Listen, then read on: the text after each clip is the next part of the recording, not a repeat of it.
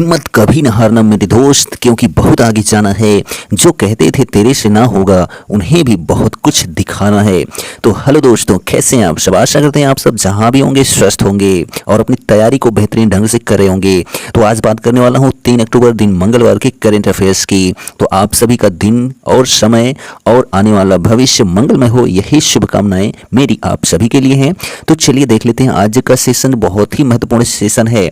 तो पहला प्रश्न देखिए क्या कि 2000 रुपए के नोट बदलने की डेट को जो है कब तक के लिए बढ़ा दिया गया है। तो आपको जानकारी के लिए बता दें, यह 30 सितंबर तक इसकी डेट थी, लेकिन इस डेट को जो है क्या कर दिया गया है, विस्तारित कर दिया गया है। तो जो विस्तारित किया गया है वह कब तक के लिए किया गया है, तो आपके ऑप्शंस यहाँ पर हैं 5 अक्टूबर, 7 अक्टूबर, 11 अक्टूबर या फिर जो है 15 अक्टूबर तक विस्तारित किया गया है। तो 2000 रुपए के नोट को जो बदलने की डेट, लास्ट डेट बन गई है अब, वह जो है 7 अक्टूबर बन गई है। कब बन गई है, तो 7 अक्टूबर बन गई है।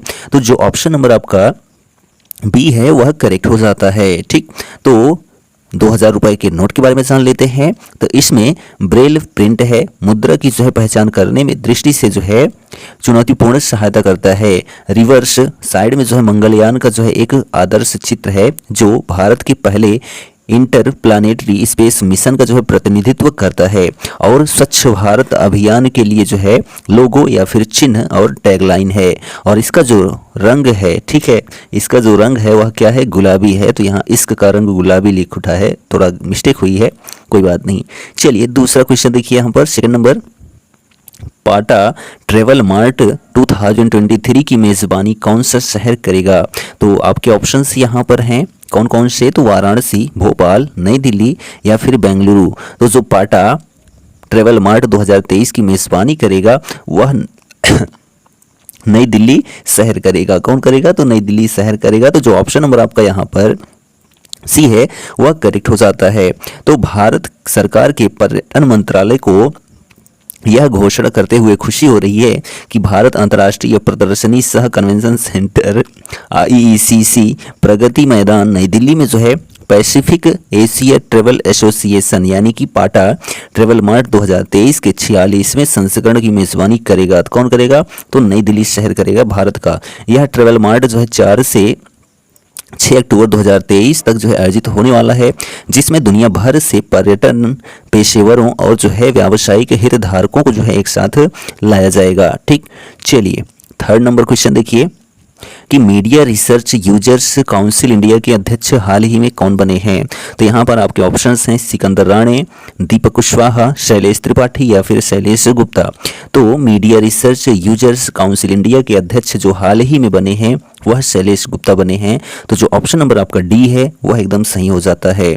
नेक्स्ट क्वेश्चन देखिए, फोर्थ नंबर कि मोटो जीपी भारत 2023 हाल ही में किसने जीता है।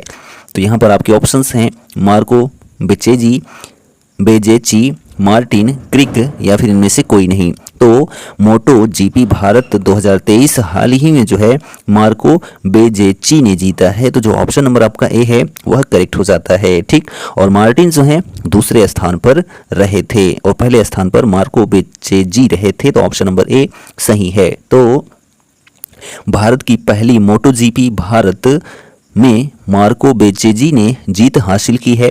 उन्होंने जे मार्टिन के बीच रोमांचक मुकाबले में हराया है। किनको, तो मार्टिन को। इस आखिरी लैप का जो है रोमांच देखने के लिए सीएम योगी आदित्यनाथ भी मौजूद थे। चलिए नेक्स्ट क्वेश्चन देखिए, फिफ्थ नंबर है कि टेनिस हॉल ऑफ फेम के लिए खिलाड़ी के रूप में नामांकित प्रथम एशियाई व्यक्ति कौन बने हैं। तो यहाँ पर ऑप्शंस हैं Leander Paes, Martin King, John Gotti, William Josh. तो टेनिस हॉल ऑफ फेम के लिए खिलाड़ी के रूप में नामांकित प्रथम एशियाई व्यक्ति जो बने हैं हाल ही में, लिएंडर पेस बने हैं। कौन बने हैं, तो लिएंडर पेस बने हैं। तो जो ऑप्शन नंबर आपका ए है वह एकदम सही हो जाता है। तो लिएंडर पेस युगल और मिश्रित युगल में जो है 18 ग्रैंड स्लैम खिताब के विजेता हैं और इसके अलावा वह जो है पूर्व युगल विश्व नंबर 1 भी रह चुके हैं। खिलाड़ी श्रेणी में जो है उनका मुकाबला Cara Black, Ivanovic, Carlos Moya, Daniel Nestor और जो है फ्लाविया पिनेटा से होगा। ठीक है, किनका? तो लिएंडर पेस का मुकाबला। ठीक, चलिए 6 नंबर क्वेश्चन है कि सरकार इलेक्ट्रिक हाईवे विकसित करने की योजना हाल ही में कहां से कहां तक के लिए बना रही है? तो यहाँ पर ऑप्शंस हैं आपके दिल्ली से लखनऊ, दिल्ली से जयपुर, दिल्ली से अमृतसर, दिल्ली से देहरादून। तो सरकार इलेक्ट्रिक हाईवे विकसित करने की योजना हाल ही में जो है वह दिल्ली टू, ठीक है, दिल्ली टू जो है जयपुर के लिए बना रही है। तो जो ऑप्शन नंबर आपका बी है वह एकदम सही हो जाता है। ठीक, चलिए नेक्स्ट क्वेश्चन देखिए 7 नंबर क्या है कि अमृतसर में जो है उत्तरी क्षेत्रीय परिषद की जो है 31वीं बैठक की अध्यक्षता हाल ही में किसके द्वारा की गई है? तो यहाँ पर ऑप्शंस हैं आपके नरेंद्र मोदी, राजनाथ सिंह, अमित शाह या फिर द्रौपदी मुर्मू। तो जो है अमृतसर में जो है उत्तरी क्षेत्रीय परिषद की 31वीं बैठक की अध्यक्षता जो है हाल ही में अमित शाह के द्वारा की गई। ठीक, गृह मंत्री अमित शाह के द्वारा। तो जो ऑप्शन नंबर आपका सी है वह करेक्ट हो जाता है। तो भारत के गृह मंत्री अमित शाह ने जो है अमृतसर में उत्तरी क्षेत्रीय परिषद की जो है 31वीं बैठक में पंजाब और हरियाणा को जो है पानी का मुद्दा बैठकर सुलझाने का सुझाव दिया है। 4.5 घंटे चली बैठक में जो है कुल 28 मुद्दों पर चर्चा हुई। वहीं सभी राज्यों ने जो है एक एक करके अपनी समस्याओं को जो है गृह मंत्री के सामने रखा। ठीक, चलिए नेक्स्ट क्वेश्चन देखिए 8 नंबर है कि ई कैबिनेट प्रणाली शुरू करने वाला देश का चौथा राज्य हाल ही में कौन सा बना है? तो यहाँ पर ऑप्शंस हैं आपके उड़ीसा, गोवा, त्रिपुरा या फिर सिक्किम। तो जो है ई कैबिनेट प्रणाली शुरू करने वाला देश का जो चौथा राज्य हाल ही में बना है वह त्रिपुरा राज्य बना है। कौन सा राज्य बना है? तो त्रिपुरा राज्य बना है। तो जो ऑप्शन नंबर आपका सी है वह एकदम सही हो जाता है। और जो 3 राज्य हैं वो कौन से हैं? तो डिजिटल पहल के क्रियान्वयन के साथ जो है त्रिपुरा ई कैबिनेट की शुरुआत करने वाला जो है चौथा राज्य बन गया है। इससे पहले जो है उत्तराखंड, उत्तर प्रदेश और जो है अरुणाचल प्रदेश ने इस योजना की शुरुआत की थी। किसकी? तो ई गवर्नेंस यानी कि ई कैबिनेट की। ठीक है, चलिए नेक्स्ट क्वेश्चन 9 नंबर देखिए कि प्रधानमंत्री नरेंद्र मोदी जी ने किस राज्य में समक्का सरका जनजातीय विश्वविद्यालय और जो है राष्ट्रीय हल्दी बोर्ड के गठन की घोषणा की है? तो यहाँ पर आपके ऑप्शंस हैं आंध्र प्रदेश, तेलंगाना, मध्य प्रदेश या फिर कर्नाटक। तो जो है प्रधानमंत्री नरेंद्र मोदी जी ने जो है तेलंगाना राज्य में, कहां पर? तेलंगाना राज्य में जो है समक्का सरक्का जनजातीय विश्वविद्यालय और राष्ट्रीय हल्दी बोर्ड के गठन की घोषणा की है। ठीक, किसने? तो प्रधानमंत्री नरेंद्र मोदी ने। यहाँ पर ऑप्शन नंबर बी आपका एकदम सही हो जाता है। नेक्स्ट क्वेश्चन देखिए 10 नंबर की चौथी फिट इंडिया स्वच्छता फ्रीडम रन जो है किस शहर में शुरू हुई है? तो ऑप्शंस जयपुर, इंदौर, वाराणसी या फिर जो है नई दिल्ली। तो चौथी फिट इंडिया स्वच्छता फ्रीडम रन जो है वह नई दिल्ली शहर में शुरू हुई है। कहां पर? तो नई दिल्ली शहर में। तो जो ऑप्शन नंबर आपका डी है वह एकदम सही हो जाता है। तो यह आयोजन इस महीने की 31 तारीख तक जो है चलेगा और इसका उद्देश्य जो है फिटनेस को बढ़ावा देना और मोटापे, आलस्य, तनाव, बेचैनी और तथा बीमारियों से मुक्ति पाने में लोगों की मदद करना है। और इस आयोजन में जो है स्वच्छ भारत के आह्वान के साथ नागरिकों से जो है शारीरिक फिटनेस बनाने के लिए 30 मिनट देने का अनुरोध किया जाएगा। ठीक, चलिए 11 नंबर क्वेश्चन देखिए कि कौन सी कंपनी भारत में जो है भूकंप चेतावनी सेवा शुरू करने जा रही है? तो यहाँ पर ऑप्शंस हैं आपके ट्विटर, गूगल, फेसबुक या फिर none of these.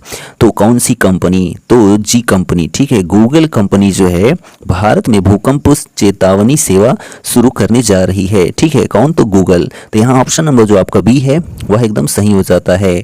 Next question देखिए 12 नंबर है कि ऑनलाइन रूप से जो है संचालित गेमिंग, सट्टेबाजी, कसिनो, जुआ, घुड़दौड़ और जो है लॉटरी पर कितने प्रतिशत जीएसटी लगाया जाएगा यानी गुड्स एंड सर्विस टैक्स लगाया जाएगा? तो यहाँ पर ऑप्शंस हैं आपके 28%, 25%, 35% या फिर जो है 45%। तो ऑनलाइन रूप से संचालित गेमिंग, सट्टेबाजी, कसिनो, जुआ, घुड़दौड़ और लॉटरी पर जो है कुल 28% जो है जीएसटी लगाया जाएगा। कितने प्रतिशत? तो 28%। जो ऑप्शन नंबर ए है आपका एकदम सही हो जाता है। नेक्स्ट क्वेश्चन है 13 नंबर कि हाल ही में जो है किसने 52 विजेताओं को राष्ट्रीय सेवा योजना पुरस्कार प्रदान किया है? तो यहाँ पर ऑप्शन हैं आपके नरेंद्र मोदी, स्मृति ईरानी, अमित शाह या फिर जो है द्रौपदी मुर्मू। तो हाल ही में जो है किसने, तो राष्ट्रपति द्रौपदी मुर्मू ने जो है 52 विजेताओं को राष्ट्रीय सेवा योजना पुरस्कार प्रदान किया है। ठीक है, कितने, तो 52 विजेताओं को किसने, तो द्रौपदी मुर्मू ने। तो ऑप्शन नंबर जो आपका डी है वह एकदम सही हो जाता है। 14 नंबर क्वेश्चन देखिए, AI क्षमताओं को यानी कि आर्टिफिशियल इंटेलिजेंस क्षमताओं को जो है बढ़ावा देने के लिए इन्फोसिस ने किसके साथ साझेदारी की है। तो यहाँ पर गूगल, माइक्रोसॉफ्ट, मेटा या फिर नन ऑफ दीज। तो जो है AI क्षमताओं को बढ़ावा देने के लिए इन्फोसिस ने जो है माइक्रोसॉफ्ट के साथ जो है साझेदारी की है। किसके साथ, तो माइक्रोसॉफ्ट के साथ। तो ऑप्शन नंबर जो आपका बी है वह एकदम करेक्ट हो जाता है। और हमारा आज के सेशन का लास्ट क्वेश्चन है, प्रतिवर्ष 3 अक्टूबर को कौन सा दिवस मनाया जाता है। तो यहाँ पर ऑप्शन हैं आपके, विश्व प्रकृति दिवस, अंतर्राष्ट्रीय अनुवाद दिवस, अंतर्राष्ट्रीय वृद्धजन दिवस या फिर जो है अंतर्राष्ट्रीय अहिंसा दिवस। तो जो है प्रतिवर्ष 3 अक्टूबर को जो है विश्व प्रकृति दिवस मनाया जाता है। क्या मनाया जाता है, तो विश्व प्रकृति दिवस मनाया जाता है। और यहाँ पर अंतर्राष्ट्रीय अनुवाद दिवस जो है यह 30 सितंबर को मनाया जाता है। अंतर्राष्ट्रीय वृद्धजन दिवस जो है यह 1 अक्टूबर को मनाया जाता है। और जो यहाँ पर ऑप्शन नंबर डी है, अंतर्राष्ट्रीय अहिंसा दिवस, यह प्रतिवर्ष 2 अक्टूबर को मनाया जाता है। ठीक, तो यह सभी आप याद रखेंगे। तो हम बात करते हैं विश्व प्रकृति दिवस की। तो यहाँ पर देखिए, यह दिवस जलवायु परिवर्तन के कारण आने वाली चुनौतियों व प्रकृति की स्थिति के बारे में जो जागरूकता बढ़ाने के उद्देश्य से मनाया जाता है। यह दिवस पहली बार 3 अक्टूबर 2010 को मनाया गया था। विश्व प्रकृति दिवस मनाने की जो शुरुआत है वह विश्व प्रकृति संगठन यानी कि वर्ल्ड नेचर ऑर्गेनाइजेशन WNO द्वारा जो है की गई थी। विश्व प्रकृति संगठन एक अंतर सरकारी संगठन है। यह संगठन पर्यावरण की सुरक्षा के लिए जो है काम करता है और इसका जो मुख्यालय है US में स्थित है। ठीक है, यूनाइटेड स्टेट्स में स्थित है। 3 अक्टूबर का आपको कैसा लगा कमेंट करके जरूर बताइए। और यदि आप चैनल पर नए हैं तो चैनल को सब्सक्राइब करना बिल्कुल मत भूलें, क्योंकि पर डे सुबह 6 बजे यह अपडेट आपको मिल जाती है जो कि आपके एग्जाम के लिए बहुत ही महत्वपूर्ण होता है। मिलते हैं नेक्स्ट वीडियो में, तब तक लिए जय हिंद।